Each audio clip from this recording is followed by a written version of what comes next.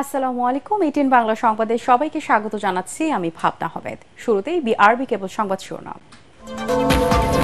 দেশ গঠনে শিক্ষার্থীদের শুরু করা কাজ শেষ করার অঙ্গীকার প্রধান উপদেষ্টা ডক্টর মোহাম্মদ ইউনূসের। ষড়যন্ত্রকারীদের বিরুদ্ধে সবাইকে সতর্ক থাকার আহ্বান। জনগণের নির্বাচিত সরকার প্রতিষ্ঠা না হওয়া পর্যন্ত আন্দোলন চলবে। সাতক্ষীরার জনসভায় তারেক রহমান। রাষ্ট্র মেরামতের সময় দিতে চায় জামায়াতে ইসলামী। শেখ হাসিনা সহ গণহত্যায় জড়িতদের দেশে ফিরিয়ে আনা হবে জানালেন আন্তর্জাতিক অপরাধ ট্রাইব্যুনালের নতুন চিফ প্রসিকিউটর। আলামত সংগ্রহ প্রধান চ্যালেঞ্জ। বিদেশে পাচার হওয়া টাকা ফিরিয়ে আনতে টাস্কফোর্স গঠন জানালেন অর্থ উপদেষ্টা। 2 ডেপুটি গভর্নর নিয়োগ।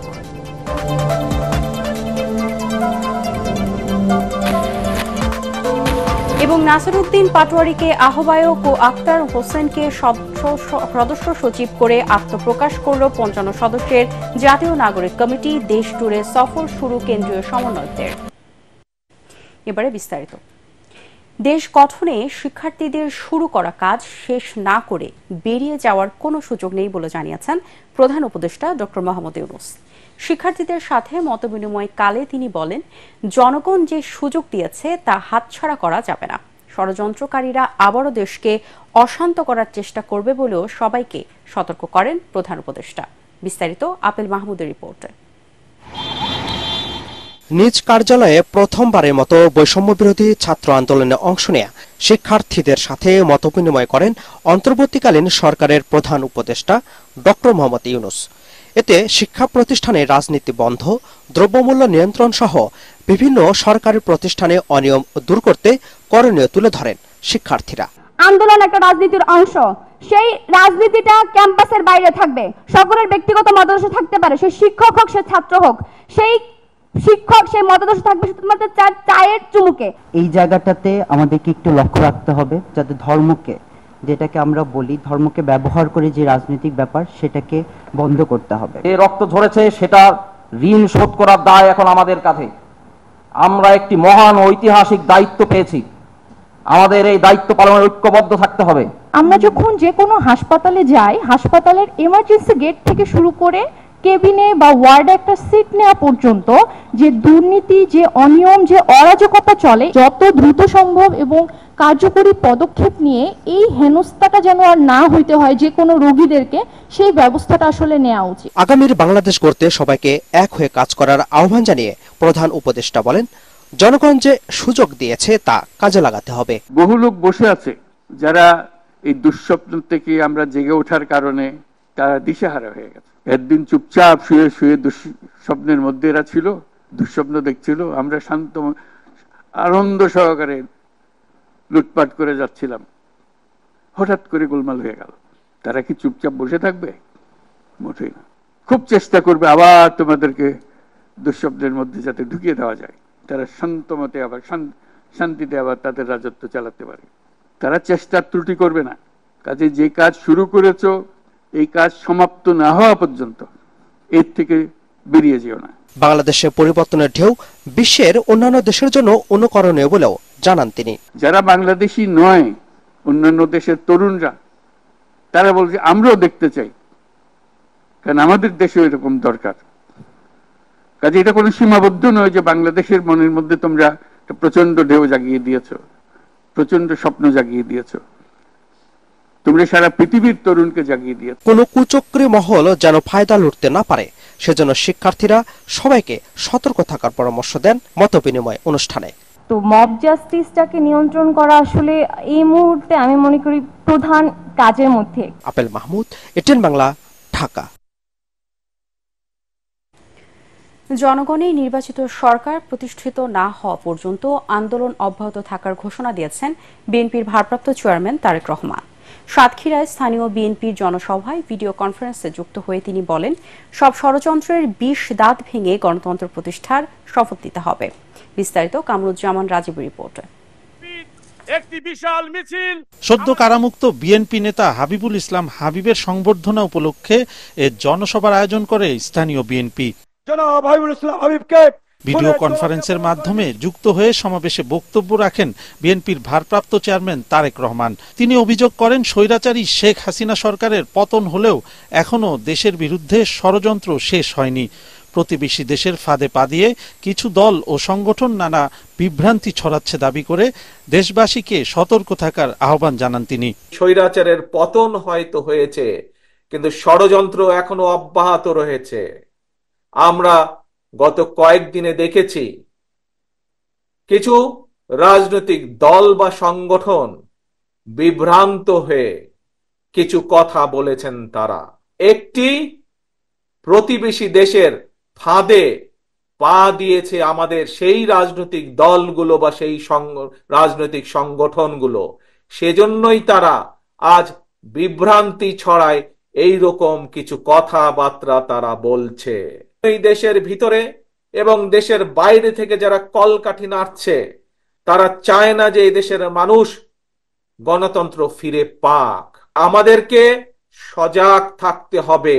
বিএনপির ভারপ্রাপ্ত চেয়ারম্যান বলেন, জনগণের ভোটের অধিকার প্রতিষ্ঠায় বিএনপির হাজারো নেতাকর্মী জীবন দিয়েছে। ছাত্র জনতার অভ্যুত্থানে ফ্যাসিবাদের পতন হলেও জনগণের অধিকার এখনো প্রতিষ্ঠা হয়নি। এই দেশের জনতা, এই দেশের জনগণই আবারও 2024 সালে পৃথিবীর অন্যতম স্বৈরাচারের পতন ঘটিয়েছে। শুধু পতনই ঘটায়নি, স্বৈরাচারকে এই দেশ থেকে বিতাড়িত করে দিয়েছে। আজ এটি হচ্ছে জনগণের সময়। এখন এটি বাংলাদেশের জনগণের দেশ। স্বৈরাচারের পতন ঠিকই হয়েছে, কিন্তু এখনো আমাদের কাঙ্ক্ষিত লক্ষ্য অর্থাৎ জনগণের যে রাজনৈতিক অধিকার সেটি এখনো অর্জিত হয়নি। কাজেই আমাদের আন্দোলন শেষ হয়ে যায়নি।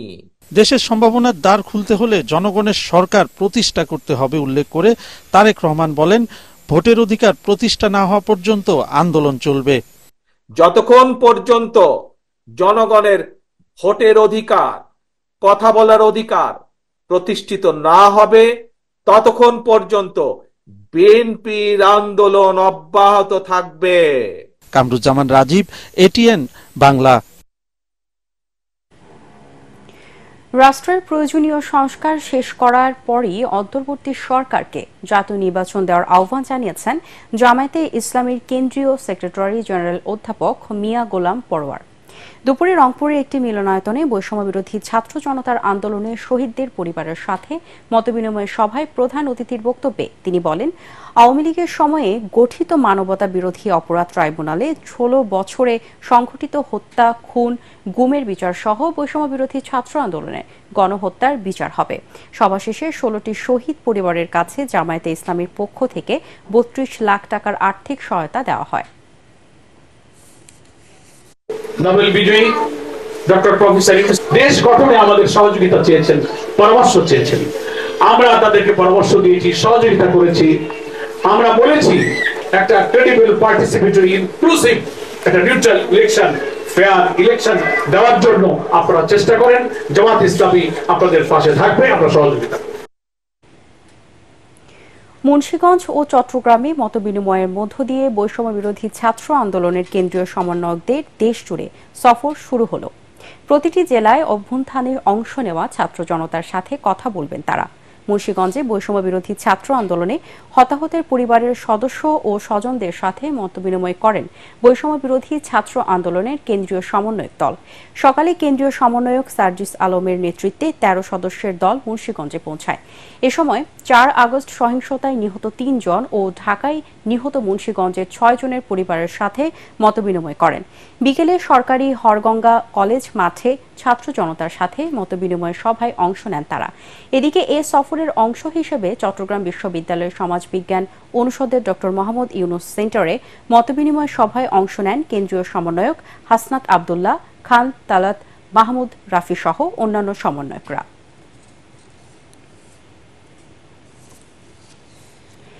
জুলাই আগস্টে সংগঠিত গণহত্যার সকল আলামত সংগ্রহ করা এখন প্রধান চ্যালেঞ্জ বলে মনে করেন আন্তর্জাতিক অপরাধ ট্রাইব্যুনালের নতুন চিফ প্রসিকিউটর তাজুল ইসলাম। সকালে ট্রাইব্যুনালে যোগ দিয়ে সাংবাদিকদের তিনি কথা জানান। তিনি বলেন, গণহত্যার দায়ে প্রধান অভিযুক্ত সাবেক প্রধানমন্ত্রী শেখ হাসিনা সহ বিদেশে পালিয়ে যাওয়া সকল আসামিকে দেশে ফিরিয়ে আনার প্রক্রিয়া শুরু করা হবে। আরও জানাচ্ছেন হুমায়ুন চিশতি। গণঅভ্যুত্থানের রাজনৈতিক পট পরিবর্তনের পর আন্তর্জাতিক অপরাধ ট্রাইব্যুনালের তদন্ত সংস্থায় এ পর্যন্ত গণহত্যা সহ মানবতাবিরোধী অপরাধের 11টি অভিযোগ দায়ের করা হয়েছে। এসব অভিযোগে আসামি করা হয়েছে সাবেক প্রধানমন্ত্রী শেখ হাসিনা ও তার সরকারের মন্ত্রী, এমপি, দলীয় নেতৃবৃন্দ, সিনিয়র সাংবাদিক সহ অনেককেই। এদিকে চেয়ারম্যান সহ 2 বিচারপতি না থাকায় এবং সকল প্রসিকিউটর পদত্যাগ করায় কার্যত অচল আন্তর্জাতিক অপরাধ ট্রাইব্যুনাল। শনিবার চিফ প্রসিকিউটর সহ 5 জনের প্রসিকিউশন টিম গঠন করে প্রজ্ঞাপন জারি করে সরকার। রোববার কাজে যোগ দিয়ে নতুন চিফ প্রসিকিউটর বলেন, জুলাই আগস্ট গণহত্যায় জড়িত সকলের বিচার নিশ্চিত করা হবে। এমন বিচার করা হবে যাতে সব পক্ষের কাছে তা গ্রহণযোগ্য হয়। তিনি বলেন, তদন্তকালে আসামিদের গ্রেফতার করার আবেদন করা হবে। আসামিরা এখনো সবাই পলাতক এবং প্রধান আসামিগণ অনেকেই দেশত্যাগ করেছেন, দেশত্যাগের চেষ্টায় আছেন। তাদেরকে আওতার মধ্যে নিয়ে আসা, আইনের আওতার মধ্যে নিয়ে আসাটা একটা প্রধান চ্যালেঞ্জ। আর আলামতগুলোর দ্রুততম সময়ের মধ্যে নষ্ট হয়ে যাওয়ার আগে সংরক্ষণ করাটা, এই দুটো আমরা চ্যালেঞ্জ মনে করি। এই অপরাধগুলোর মাত্রা এতটাই ভয়াবহ যে তদন্তকালীন সময়ে তাদের আসামি যারা হবেন তাদের গ্রেপ্তার করার প্রয়োজন হবে। নিশ্চয়ই আমরা এই পারপিট্রেটরদের গ্রেপ্তার চাইব। যেহেতু সম্ভাব্য প্রধান পারপিট্রেটর তিনি দেশ থেকে পালিয়েছেন, তাকে দেশে ফিরিয়ে আনার জন্য আইনি প্রক্রিয়া সেটা আমরা শুরু করব। চিফ প্রসিকিউটর বলেন, অতি দ্রুত ট্রাইব্যুনালের বিচারপতি নিয়োগ দেওয়া হবে। এক্ষেত্রে যাতে নিরপেক্ষ অবস্থান রয়েছে তাদের বিচারক হিসেবে নিয়োগ দেওয়া নিশ্চিত করা হবে। প্রসিকিউশনেও হয়তো আরো অনেক লোকজন লাগবে, সেগুলো সরকার নিশ্চয়ই এই ব্যাপারে সচেতন আছেন। সরকারের পক্ষ থেকে এই নিয়োগগুলো দেওয়া হবে এবং আমরা খুব দ্রুততম সময়ের মধ্যেই ফুল সুইং আমাদের তৎপরতা শুরু হয়ে যাবে। তিনি আরো বলেন, আগে ট্রাইব্যুনালে আসামিপক্ষের আইনজীবী হিসেবে কাজ করলেও বর্তমানে রাষ্ট্রপক্ষে আইনি লড়াইয়ে আইনগত কোনো জটিলতা নেই, কোনো কনফ্লিক্ট তৈরি হওয়ার কোনো সুযোগ নেই। 2014 সালের পরে আমি ডিফেন্সের কোনো মামলাতে এই ট্রাইব্যুনালে আসিনি এবং এই মুহূর্তে ট্রাইব্যুনালে যত মামলা চলমান আছে তার কোনোটার সাথে আমার কোনো সম্পৃক্ততা নেই। এখন ট্রাইব্যুনালে 30টি মামলা এখন চলমান আছে। এদের ব্যাপারেও আমরা সিদ্ধান্ত নিব খুব শীঘ্রই যে এদেরকে কিভাবে ন্যায় বিচার দেওয়া যায়। 29 জন সিনিয়র সাংবাদিককে আসামি করার বিষয়ে চিফ প্রসিকিউটর বলেন, যাচাই বাছাই করে তাদের বিষয়ে আইনি পদক্ষেপ নেওয়া হবে। হুমায়ুন চিশতি, এটিএন বাংলা, ঢাকা। বিদেশে পাচার হওয়া টাকা ফিরিয়ে আনতে টাস্কফোর্স গঠন করেছে সরকার। কিছুদিনের মধ্যে দৃশ্যমান পদক্ষেপ দেখা যাবে বলে জানালেন অর্থ উপদেষ্টা ডক্টর সালেউদ্দিন আহমেদ। তিনি দাবি করেন, অন্তর্বর্তীকালীন সরকারের 1 মাসে বেশ কিছু পদক্ষেপ আস্থা ফিরেছে ব্যাংক খাতে। সহসাই কমবে নিত্যপণ্যের দামও। সচিবালয়ে এসব কথা বলেন তিনি। রিপোর্টে জানাচ্ছেন মাহবুব কবির চপল।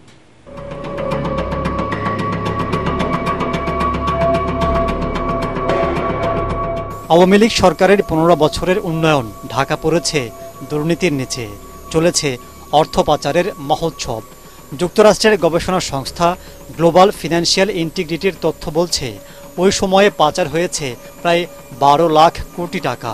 লুটপাট হয়েছে ব্যাংকগুলোতে। এসব টাকা ফিরিয়ে আনতে তৎপরতা শুরু করেছে অন্তর্বর্তীকালীন সরকার। গঠন করা হয়েছে টাস্কফোর্স। টাস্কফোর্সটা নিয়ে কংক্রিট ইস্যু হয়েছে। আমরা যেটা অবয়বটা আদলটা হয়েছে, ভেতরে ভেতরে কারা আছে সেটা আমরা বলবো না এখন, পরে ঠিক টাকা চলে গেলে। এটা মার্কোতে 16 বছর লেগেছিল টাকা আনতে, জানেন। এখন 16 বছর লাগার কথা না, কারণ অনেক আইন হয়েছে, এখন অনেক তাড়াতাড়ি হবে এবং আমরা আশা করি একদম ওই যে দৃশ্যমান হবে কিছুদিনের মধ্যে। সেটা আমি বলতে পারি। অন্তর্বর্তী সরকারের 1 মাসে আর্থিক খাতে খুব একটা ইতিবাচক প্রভাব দেখা যায়নি। নিত্যপণ্যের দামও ওঠানামা করছে।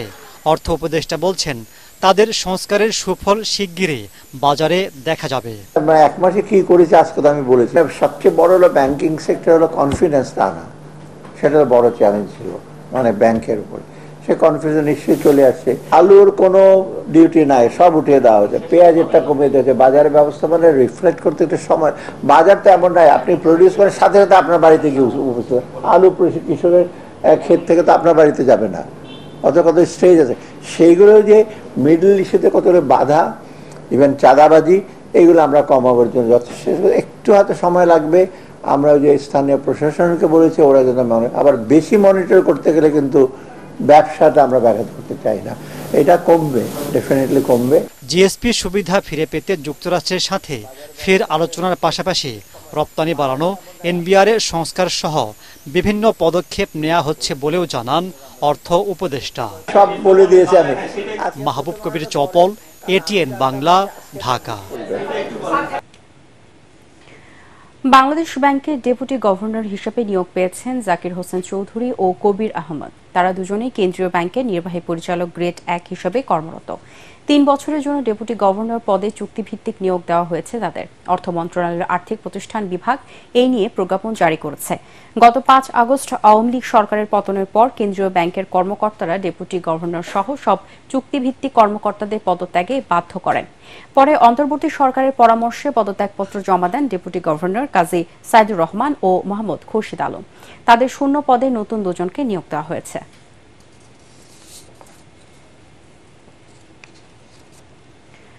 আত্মপ্রকাশ করল 55 সদস্য বিশিষ্ট জাতীয় নাগরিক কমিটি। এতে আহ্বায়ক মোহাম্মদ নাসির উদ্দিন পাটোয়ারি, সদস্য সচিব আক্তার হোসেন এবং মুখপাত্র সামান্তা শারমিন। বিকেলে কেন্দ্রীয় শহীদ মিনারে এই আহ্বায়ক কমিটি গঠন করা হয়। এ সময় সকল রাজনৈতিক দল, মিডিয়া সহ দেশের সকল খাতকে পুনর্গঠনে তরুণদের নিয়ে কাজ করার প্রয়াস জাতীয় নাগরিক কমিটির। রিপোর্ট করেছেন মাজারুল হক মুহাজির। প্রিয় দেশবাসী, স্বৈরাচার ও ফ্যাসিবাদ সরকারের বিরুদ্ধে যারা রাজপথে আন্দোলন করেছিল সেই তরুণদের নিয়ে নতুন একটি প্ল্যাটফর্ম ঘোষণা করল জাতীয় নাগরিক কমিটি। সেই স্বপ্নকে আমাদের কাঁধে তুলে দিতে চাই। বিকেলে জাতীয় শহীদ মিনারে আত্মপ্রকাশ করে 55 সদস্য বিশিষ্ট এই কমিটি। এর আগে শহীদদের স্মরণে করা হয় 1 মিনিট নীরবতা পালন। এ সময় মোহাম্মদ নাসির উদ্দিন পাটোয়ারিকে আহ্বায়ক, ডাকসু নেতা আক্তার হোসেনকে সদস্য সচিব এবং সামান্তা শারমিনকে মুখপাত্র করা হয়। অচিরেই এই কমিটি 64 জেলা, 12 মহানগর এবং এরপর থানা পর্যায়েও ছড়িয়ে যাবে বলে জানায় তারা। তৃণমূল পর্যন্ত এই কমিটির বিস্তৃতি ঘটানোর মাধ্যমে আমরা ছাত্র জনতার অভ্যুত্থানের শক্তিকে সংহত করে বাংলাদেশ রাষ্ট্রকে পুনর্গঠনের লক্ষ্যে কাজ করে যাব। দেশের সর্বস্তরের জনগণের স্বতঃস্ফূর্ত অংশগ্রহণের ভিতর দিয়ে বাংলাদেশের মানুষ ফ্যাসিস্ট খুনি হাসিনার নির্যাতন, নিপীড়নমূলক স্বৈরাচারী শাসন ব্যবস্থা থেকে মুক্তি পেয়েছে। এটি রাজনৈতিক কোনো দল হিসেবে গঠিত হবে কিনা এমন প্রশ্নের জবাবে নতুন এই প্ল্যাটফর্মের আহ্বায়ক নাসির উদ্দিন পাটোয়ারি জানান, রাষ্ট্রের সংস্কারে সবাইকে নিয়ে থাকতে চায় জাতীয় নাগরিক কমিটি। এখনই কোনো রাজনৈতিক দল গঠনের চিন্তা তাদের নেই। আমরা স্পষ্টত বলছি, আমরা কোনো ব্যক্তি বা দলীয় কোনো এজেন্ডাকে সামনে রাখছি না, আমরা রাখছি পুরো বাংলাদেশকে সামনে। বাংলাদেশের পক্ষে ছাত্ররা দাঁড়িয়েছিল, ছাত্র জনতা অংশগ্রহণ করেছিল। আমরা সকলকে আহ্বান জানাচ্ছি, দলীয় ভেদাভেদ ভুলে, ভাবাদর্শিক যে মতাদ্বন্দ্বের বাংলাদেশে যে লড়াইটা চলতেছিল সেগুলা ভুলে আপনারা আপনাদের জায়গায় থাকেন, করেন, আমাদের কোনো সমস্যা নাই। কিন্তু বাংলাদেশ প্রশ্নে কাউকে কোনো হেলাফেলা করতে দেওয়া হবে না। বাংলাদেশ প্রশ্নে ছাত্র এবং নাগরিক যারা তরুণ রয়েছেন সমাজে সকলকে অংশগ্রহণ নিয়ে আমরা বাংলাদেশের জন্য যে কোনো সময়ের জন্য মৃত্যু হোক, শহীদ হোক, যে কোনো জন্য প্রস্তুত। তিনি জানান, গণতান্ত্রিক সংবিধান প্রণয়ন নিয়ে নানা রাজনৈতিক পক্ষ ও সামাজিক সাংস্কৃতিক উদ্যোগের সঙ্গে মত বিনিময় করবে এই কমিটি। পরে সে অনুযায়ী দেশের জনগণকেও সংগঠিত করতে চান তারা। মাজহারুল হক মুহাজির, এটিএন বাংলা, ঢাকা। পরিস্থিতির সাথে বাংলাদেশকে তুলনা করে ভারতের সশস্ত্র বাহিনী প্রস্তুত রাখা নিয়ে দেশটির প্রতিরক্ষা মন্ত্রীর বক্তব্যে বিস্মিত ঢাকা। সাংবাদিকদের প্রশ্নের জবাবে এমন প্রতিক্রিয়া জানান পররাষ্ট্র উপদেষ্টা তৌহিদ হোসেন। তবে শেখ হাসিনার ভারতে আশ্রয় ও ট্রাভেল পাস দেওয়া নিয়ে কোনো মন্তব্য করেননি তিনি। নতুন করে কোনো রোহিঙ্গা প্রবেশ করতে দেওয়া হবে না বলেও সাফ জানিয়ে দেন পররাষ্ট্র উপদেষ্টা। আরও জানাচ্ছেন ইয়াসিন রানা। রাশিয়া ইউক্রেন ও ইসরায়েল হামাস সংঘাত এবং বাংলাদেশের পরিস্থিতির জন্য ভারতের সশস্ত্র বাহিনীকে প্রস্তুত থাকতে বলেন দেশটির প্রতিরক্ষা মন্ত্রী রাজনাথ সিং।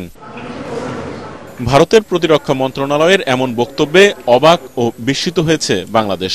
নিজ দপ্তরে সংবাদ সম্মেলনে পররাষ্ট্র উপদেষ্টা তৌহিদ হোসেন বলেন, বিষয়টি নজরে রাখছে ঢাকা। আমি যতটা উদ্বিগ্ন তার থেকে বেশি অবাক যে উনি এ ধরনের কথা কেন বললেন। আমি এটার কোনো কারণ খুঁজে পাই না। আমি কোনো অবস্থাতেই মনে করি না যে ভারতের সাথে আমাদের কোনো যুদ্ধবিগ্রহ হওয়ার সম্ভাবনা আছে।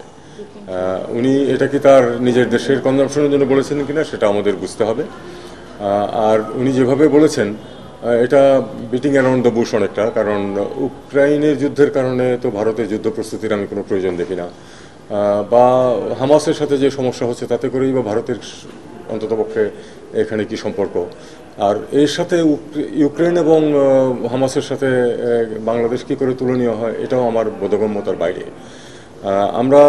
আমি কোনো নিজার রিয়াকশন দেখাতে চাই না, আমরা অবশ্যই এটা দেখব যে উনি কেন এরকম কথা বলেছেন। শেখ হাসিনার ভারতে আশ্রয় ও ট্রাভেল পাস দেয়া নিয়ে কোনো মন্তব্য করেননি তিনি। এছাড়া যারা রোহিঙ্গাদের প্রবেশ ও আশ্রয় দিতে বলেন তাদেরকে রোহিঙ্গা নিয়ে যেতে বলেন পররাষ্ট্র উপদেষ্টা। খুব স্পষ্টভাবে বলেছি যে আমরা আর একজন রোহিঙ্গাকে আশ্রয় দিতে রাজি না, কিন্তু কিছু ঢুকে যাচ্ছে এটা আমরা জানি, সেটাকে আমরা যতটুকু পারা যায় ঠেকানোর চেষ্টা করছি। বিজিবি যেটা করছে সেটা হলো যে প্রতিদিনই কিন্তু পুশব্যাক করছে, যাদেরকে আমরা ধরতে পারছি। ইউএনএইচসিআর চায় যে আমরা তাদেরকে আশ্রয় দিই, কিন্তু আমরা তাদের কাছে স্পষ্ট করেছি যে আমাদের যে 12 লাখ রোহিঙ্গাকে আমরা আশ্রয় দিয়েছি, আমরা আমাদের ভূমিকা যতটুকু হওয়া উচিত তার থেকে বেশি পালন করেছি। আমাদের পক্ষে আর সম্ভব না। যারা আমাদেরকে উপদেশ দিতে আসে বা চায় তারা বরং তাদেরকে নিয়ে যাক। জাতিসংঘ সাধারণ অধিবেশন চলাকালে ভারতের প্রধানমন্ত্রী নরেন্দ্র মোদীর সাথে সাইডলাইন বৈঠকের বিষয়টি এখনো নিশ্চিত নয় বলে জানান তৌহিদ হোসেন। ইয়াসিন রানা, এটিএন বাংলা, ঢাকা। বিএনপি মহাসচিব মির্জা ফখরুল ইসলাম আলমগীরের সাথে সৌজন্য সাক্ষাৎ করেছেন বাংলাদেশে ইরানের রাষ্ট্রদূত মানসুর চাভুসি। রোববার বিকেলে বিএনপি চেয়ারপারসনের গুলশান কার্যালয়ে এই বৈঠক হয়। এতে দুই দেশের স্বার্থ সংশ্লিষ্ট নানা বিষয়ে আলোচনায় স্থান পায়। এছাড়াও শেখ হাসিনা সরকারের পতনের পর বাংলাদেশের বর্তমান পরিস্থিতি সহ নানা ইস্যুতে আলোচনা হয় বলে জানা গেছে। বিএনপি স্থায়ী কমিটির সদস্য আমির খসরু মাহমুদ চৌধুরী, আন্তর্জাতিক বিষয়ক কমিটির সদস্য শামা ওয়াবেদ এ সময় উপস্থিত ছিলেন।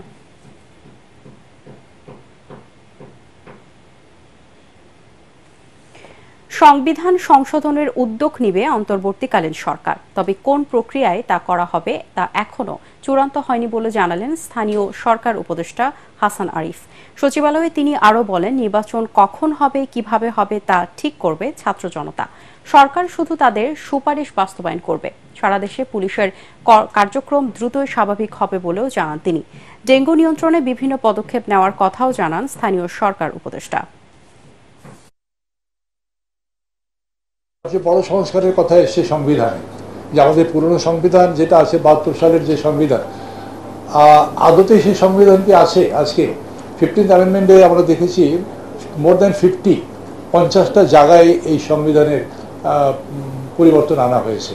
ছাত্র জনতার কাছে যেতে হবে, তাদের কাছ থেকেই দাবিটা আসতে হবে যে তারা কোন পদ্ধতিতে চায়। তারা কি এই সংবিধানকে অ্যাব্রোগেট করে দিতে চায়, নতুন সংবিধান চায়, নাকি পুরনো সংবিধানকে সংস্কার করে আমূল সংস্কার করে অ্যামেন্ডমেন্টের মাধ্যমে করতে চায়? এটা আমাদেরকে জনগণের রায় নিতে হবে, জনগণের কাছে যেতে হবে, তাদের কাছ থেকে যখন আসবে। জাহাঙ্গীরনগর বিশ্ববিদ্যালয়ের শিক্ষার সুষ্ঠু পরিবেশ বজায় রাখার অঙ্গীকার করেছেন নবনিযুক্ত উপাচার্য অধ্যাপক ডক্টর মোহাম্মদ কামরুল হাসান। সকালে বিশ্ববিদ্যালয়ের সিনেট হলে শিক্ষক, শিক্ষার্থী সহ সর্বস্তরের মানুষের সামনে উন্মুক্ত আলোচনার মাধ্যমে তিনি দায়িত্ব নেন। এ সময় বিশ্ববিদ্যালয়ের শিক্ষার মান উন্নয়ন সহ আধুনিক করে গড়ে তুলতে সবার সহযোগিতা কামনা করেন নতুন উপাচার্য। আইন হাতে তুলে নেওয়াকে কোনোভাবেই অন্তর্বর্তী সরকার সমর্থন করে না বলে মন্তব্য করেছেন প্রধান উপদেষ্টার বিশেষ সহকারী মাহফুজ আলম। ফরেন সার্ভিস একাডেমিতে আয়োজিত সংবাদ সম্মেলনে তিনি বলেন, স্বৈরাচার হোক বা দালাল অথবা অপরাধী, তাদের দমনে মব জাস্টিসকে সমর্থন করে না অন্তর্বর্তী সরকার। বিচার প্রক্রিয়ার মাধ্যমে শান্তি নিশ্চিত করতে হবে। এ সময় ভারতের সাথে সুসম্পর্ক, সমতা ও ন্যায্যতার ভিত্তিতে হতে হবে জানান প্রধান উপদেষ্টার বিশেষ সহকারী। মব জাস্টিসের বিষয়ে খুব ক্লিয়ার অবস্থান গভর্নমেন্টের, সরকারের পক্ষ থেকে, যে এটা কোনোভাবেই হতে দেওয়া যাবে না। এবং যারা যারা এটার সাথে জড়িত আছেন, বিভিন্ন ফরম্যাটের মাজারে হামলা, মন্দিরে হামলা, কোনো ব্যক্তিকে আক্রোশের কারণে হামলা, যদি কেউ এখানে স্বৈরাচার অথবা ফ্যাসিস্ট সরকারের সাথে দালালি, দোষর, মব, তাদের বিচার করবে না, বরং তাদেরকে আইনের আওতায়, আইনের হাতে সোপর্দ করতে হবে। আইন নিজস্ব গতিতে তাদের বিচার করবে। দেশে নির্বাচন কিভাবে এবং কখন হবে তা জানতে ছাত্র জনতার কাছে যেতে হবে বলে মন্তব্য করেছেন স্থানীয় সরকার উপদেষ্টা হাসান আরিফ। তারা যে সিদ্ধান্ত দেবে অন্তর্বর্তীকালীন সরকার তা বাস্তবায়ন করবে বলে জানান তিনি। সচিবালয়ে ব্রিফিংয়ে স্থানীয় সরকার উপদেষ্টা আরও বলেন, রাষ্ট্র সংস্কারের কথা বললে প্রথমেই প্রয়োজন সংবিধান সংস্কার। তিনি অভিযোগ করেন, সংবিধান সংশোধন করেই দেশে একদলীয় বাকশাল কায়েম করা হয়েছিল। সে অবস্থা থেকে বের হতে হলে আবারও সংবিধান সংস্কার করতে হবে বলে মনে করেন হাসান আরিফ। পোশাক খাতে চলমান অস্থিরতা সহ বিভিন্ন ইস্যুতে আন্দোলনের কারণে অর্থনীতির চাকা ঘুরে দাঁড়ানো চ্যালেঞ্জ হতে পারে বলে মনে করে ব্যবসায়ী সংগঠন metropolitan chamber of commerce and industry MCCI। সংগঠনের কার্যালয়ে এক আলোচনা সভায় MCCI-এর প্রধান নির্বাহী কর্মকর্তা ফারুক আহমেদ বলেন, গত এক মাসে শতাধিক কারখানায় আনুমানিক 5,000 কোটি টাকা ক্ষতিগ্রস্ত হয়েছে। এখনও বিভিন্ন কারখানায় বিক্ষিপ্তভাবে আন্দোলন চলছে জানিয়ে তিনি বলেন, অস্থিরতা কেটে গেলে গার্মেন্টস শিল্প ঘুরে দাঁড়াতে আরও কয়েক মাস সময় লাগবে। MCCI বলছে, কারখানা ধ্বংস হয়ে গেলে মালিক শ্রমিক সহ দেশের অর্থনীতি ভয়ানক ক্ষতিগ্রস্ত হবে।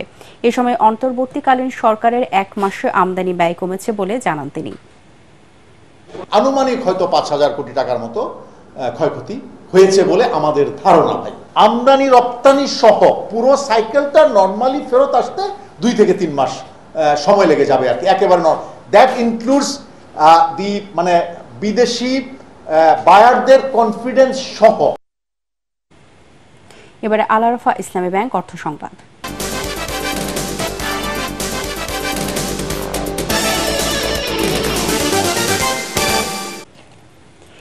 SME খাতের ঋণের প্রবাহ বৃদ্ধি, 3টি টাস্কফোর্স গঠন এবং আগের পলিসি রিভিউ সহ নানা বিষয়ে কাজ করছে বাংলাদেশ ব্যাংক। আগামী 10 দিনের মধ্যে পুরো দমে কাজ শুরু হবে বলে জানিয়েছেন governor doctor Ahsan H Mansur. বলেন, কোনো প্রতিষ্ঠান বা ব্যক্তির ব্যাংক অ্যাকাউন্ট ফ্রিজ করার তথ্য সঠিক নয়। এ সময় তিনি আরও জানান, ডিপোজিট ইন্স্যুরেন্স স্কিম 1 লাখ থেকে বাড়িয়ে 2 লাখ টাকা করেছে বাংলাদেশ ব্যাংক। এতে প্রায় 95% ব্যক্তি ও প্রতিষ্ঠান শতভাগ ডিপোজিট ফেরত পাবেন বলে আশা করেন তিনি। এস আলমের সম্পত্তি নিজ দায়িত্বে কেনার কথাও বলেন তিনি। বৈষম্য বিরোধী ছাত্র আন্দোলনে গুলিবিদ্ধ হয়ে সোনারগাঁও ইউনিভার্সিটি শহীদ হওয়া 2 শিক্ষার্থী মোহাম্মদ সাজ্জাদ হোসেন ও মোহাম্মদ রাসেল মাহমুদের রুহের মাগফিরাত কামনায় দোয়া মাহফিল ও আলোচনা সভা অনুষ্ঠিত হয়েছে। বেলা 3টায় ইউনিভার্সিটির গ্রিন রোড ক্যাম্পাসের অডিটোরিয়ামে এই অনুষ্ঠানের আয়োজন করা হয়। অনুষ্ঠানে শহীদ 2 শিক্ষার্থীর পরিবারকে প্রতি মাসে 50,000 করে মোট 1 লাখ টাকা 10 বছর পর্যন্ত দেওয়ার সিদ্ধান্ত নেয় বিশ্ববিদ্যালয় কর্তৃপক্ষ। এ সময় বিশ্ববিদ্যালয়ের সকল শিক্ষক, কর্মকর্তা, কর্মচারী এবং শিক্ষার্থীরা উপস্থিত ছিলেন। তৃতীয়বারের মতো ওটিটি প্ল্যাটফর্মে মুক্তি পাওয়া কন্টেন্ট ও নির্মাতাদের পুরস্কৃত করতে যাচ্ছে ইংরেজি দৈনিক daily star. Blenders choice the daily star OTT and digital content awards 2023 সম্পর্কে বিস্তারিত তুলে ধরতে রাজধানীর ডেইলি স্টার মিলনায়তনে সংবাদ সম্মেলনের আয়োজন করা হয়।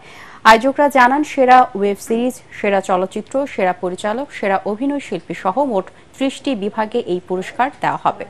1 জানুয়ারি 2023 থেকে 31 ডিসেম্বর 2023 পর্যন্ত মুক্তি পাওয়া সব ওয়েব সিরিজ, ওয়েব ফিল্ম, চলচ্চিত্র সহ ডিজিটাল কন্টেন্ট থেকে শিল্পী ও কলাকুশলীদের বাছাই করে মনোনীত করা হবে। সংবাদ সম্মেলনে উপস্থিত ছিলেন ডেইলি স্টারের head of marketing and sales Imran Qadir, পৃষ্ঠপোষক প্রতিষ্ঠান ইস্পাহানি টি লিমিটেডের মহাব্যবস্থাপক ওমর হান্দান, মিডিয়াকমের প্রধান নির্বাহী কর্মকর্তা অজয় কুমার কুন্ড সহ অন্যান্যরা।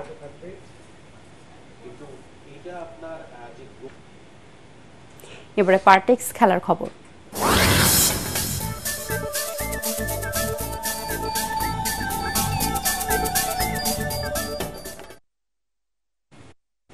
ভারতের বিপক্ষে 2টি টেস্ট ও 3টি টি-20 ম্যাচ সামনে রেখে আজ থেকে আনুষ্ঠানিক অনুশীলন শুরু করেছে বাংলাদেশ ক্রিকেট দল।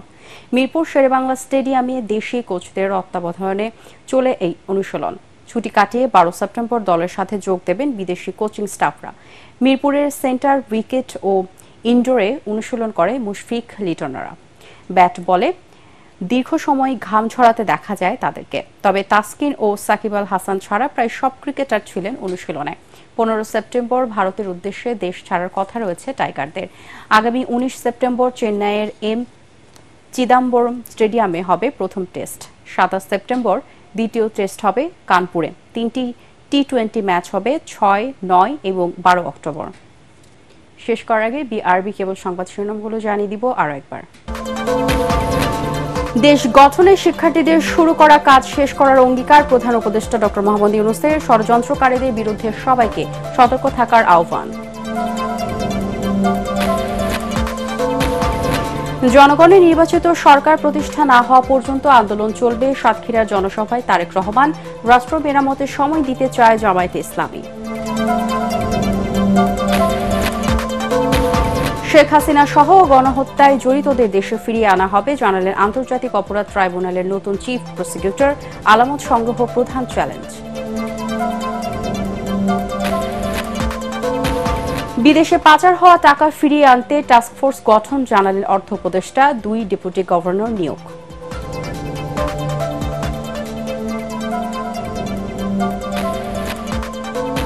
এবং নাসিরউদ্দিন পাটোয়ারীকে আহ্বায়ক ও আক্তার হোসেনকে সদস্য সচিব করে আত্মপ্রকাশ করল 55 সদস্যের জাতীয় নাগরিক কমিটি। দেশ জুড়ে সফর শুরু কেন্দ্রীয় সমন্বয়কদের। পরবর্তী সংবাদ দেখার আমন্ত্রণ জানিয়ে এখনকার মতো শেষ করছি। এটিএন বাংলার সংবাদ ইউটিউবে দেখতে ব্রাউজ করুন, youtube/এটিএন বাংলা নিউজ। ধন্যবাদ সবাইকে।